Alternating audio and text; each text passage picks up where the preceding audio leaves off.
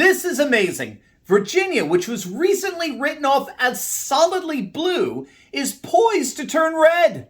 In this video, we're going to see how the Democrats are absolutely imploding in Virginia. We're going to see how the Republican Glenn Youngkin is surging into the final stretches of their gubernatorial election. And stick with me to the very end of this video when I'll reveal how Virginia may indeed be a bellwether for a Republican national sweep like never before. You are not going to want to miss this. Greetings, everyone. Dr. Steve with you. Great to be with you. As always, before we begin, tonight is the night, gang. You can't wait anymore. You literally have hours left to take advantage of our 50% discount on our upcoming Patriot Live event on November 12th and 13th. It's a virtual event where all patriots should come to learn how to lead their families to freedom without sacrificing your beliefs, values, and God-given rights. And if you click on that link below right now, you're going to get 50% off your tickets, but that offer ends at midnight tonight, so do not wait. If you're new around here, this is the event to go to get real optimism, know exactly what to say about politics to your aunt this Thanksgiving, right? So click on the link below. It's your final chance to get 50% off tickets, and I'll see you for a virtual weekend you'll never forget. All right, gang, let's dive right in here. It does appear we are on the cusp of an amazing victory for the GOP in Virginia. Now, as you know, Virginia's largely gone blue over the last few election cycles, but there are trends that are emerging that show that Virginia is indeed turning back towards the Republicans. So we got a lot to cover here.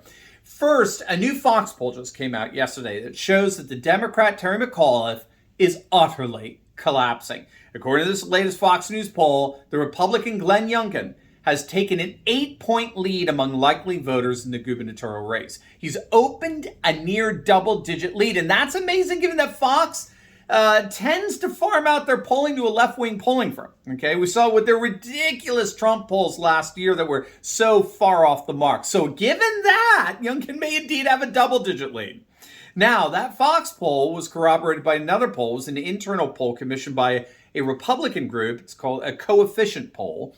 And it found that Youngkin is ahead by 4 points. So we've got two back-to-back polls that have found the Republican candidate, Glenn Youngkin, basically breaking away from McAuliffe here with just days before the gubernatorial election. That's next Tuesday. Now, we seem to be seeing precisely why that is, why the Republican is breaking away here. There are a couple of different factors. First and foremost, we have to understand that Democrats have been slowly but surely withering away in Virginia. So take a look at this analysis from Richard Barris over at the People's Pundit. Back in 2017, the last time we had a governor's race in Virginia, Democrats were +8 in registration. Today, they're +2. Okay, so that's a 6-point decline. In the last race in 2017, the Republican Nick Gillespie, or Ed Gillespie, I forget, he lost. He barely carried independents, whereas Youngkin is running away with independents. Look at these crosstabs here. Youngkin's got +14 with parents. We're going to get into that in a second. He's +11 on the economy. He's +8 on education. Again, we'll get into that. It's connected with parents. He's +12 on crime, even +1 on COVID. Now, there's a very, very important group here that's not represented that we'll also get into in a moment. It's a group that's growing by the day, and it's overwhelmingly joining the Republican Party, the Trump-based America First GOP. Can you guess who that is? All right, so hold on to that, all right? Let's first talk about the phenomenon of parents overwhelmingly siding with Youngkin. 56% of parents are voting for Youngkin, the Republican. Now, this is something new. Think about it. When was the last time you saw a poll that asked the political preferences of parents? This is what's so brilliant with these latest series of polls. And of course, this is because of the insanity in Virginia surrounding particularly Loudoun Public Schools and Loudoun County. Not only did the school board there try to shove critical race theory down the throats of students against their parents' expressed wishes, but then a shocking revelation came out that the school board actually covered up a rape in a girl's bathroom by a supposedly transgendered boy. So the whole issue surrounding the insanity of our public schools has become ground zero in Virginia. And parents are overwhelmingly siding with patriots on this one, with the traditionalist conservative side.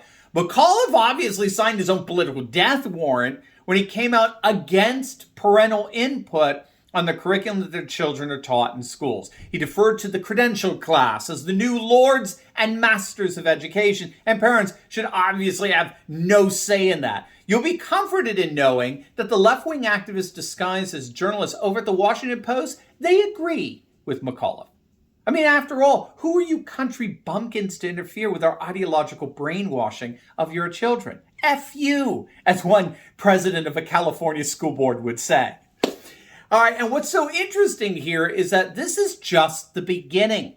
As the demographic discrepancy between rural Americans and cosmopolitan Americans continues to widen, where rural folk are having kids and cosmopolitan liberals largely aren't, we're going to find a new thoroughly Republican voting demographic grow larger and larger and larger, and that is the patriot parent. In fact, Dick Morris is calling the political mobilization of parents the new Tea Party movement, right? Patriot parents are fast becoming the political energizers for 2021, 2022 in a manner comparable to the way the Tea Party movement was in 2010 when the Republicans crushed the Democrats in the midterms. And this is where Youngkin's campaign, I have to say, has been so brilliant. He's tapped into an issue that 100% of Republicans are passionate about, as well as the vast majority of independents. And boom, you've got an overwhelming majority. Look at this from Rasmussen. 76% of adults are concerned that public schools may be promoting controversial beliefs and attitudes. 58% of them, nearly 60%, are very concerned. Now, isn't any surprise that Youngkin is leaving McAuliffe behind in the dust? But here's the real kicker. You ready for this? There's a demographic, and those of you who've been with this channel now for some time, you know who this is. You'll know the answer to this already. There's a voting demographic that we've been tracking with for some time now, and their massive movement towards the Trump-based America First GOP. Who am I talking about? Non-college graduates, right? Blue-collar, non-college graduates. This is a voting demographic that is utterly crushing the Democrats. It's ironic because they were reliably Democrat for decades. They helped make Iowa, for example, one of the most reliably blue states in the union. No more. That's over, at least since 2016. Working class, non-college graduates have been moving en masse towards the new Trumpian Republican Party. Look at these numbers that we're seeing today as compared to the last Virginia gubernatorial race. In 2017, the Republican candidate who lost to Ralph Blackface Northam, Ed Gillespie, there he is, Ed Gillespie, he won whites without college degrees by 27 points. Today, according to the polls, Youngkin is winning whites without college degree by 40 points, nearly double. This is why the Democrats hate the rural working class so much. It's because the rural working class have abandoned them in droves and are embracing the new MAGA-based America First Republican Party. And the reason why this is such horrific news for the Democrats is that only 36% of our population graduates from college. Only 36%. And they tend to populate in condensed, centralized urban areas, whereas non-college graduates tend to spread out across the country. And so the Electoral College disproportionately favors a major Republican demographic.